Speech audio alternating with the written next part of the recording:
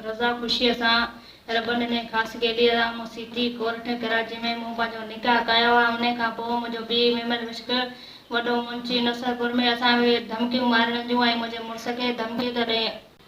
त हीअ मुंहिंजी ज़ाल आहे शमीना, धीअ मोहम्मद, ज़ाल रबरनो ख़ासि केली। 21 में हिन सां शादी कई जेका सिटी कोर्ट कराची में।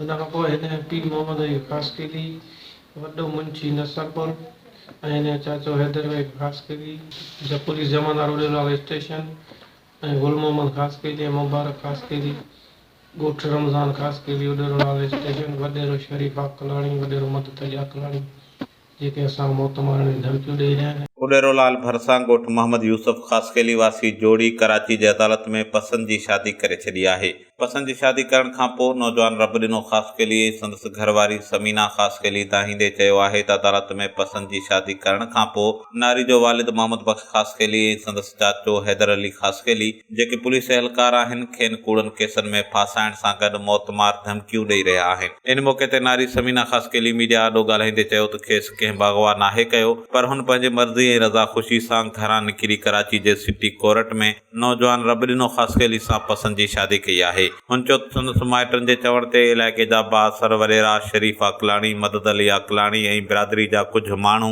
अगवा करे खेनि क़त्ल करण जूं धमकियूं ॾेई रहिया आहिनि, जंहिंजे करे हू सख़्तु ख़ौफ़ वारी ज़िंदगी गुज़ारण ते मजबूर बणियल आहिनि। हुननि IG सिंध, DIG हैदराबाद समेत ॿिनि वसवारनि खे अपील कंदे चयो आहे त संदन एहतजाज जो नोटिस वठी खेनि इंसाफ़ ऐं तहफ़ुज़ फराहम कयो वञे। ॿी सूरत में खेनि कुझु बि थियो त उन जा ज़िम्मेवार नायरी जे माइटनि समेत इलाइक़े जा बाअसर वॾेरा हूंदा। साजन मीरजत, HSTV न्यूज़, उॾेरोलाल।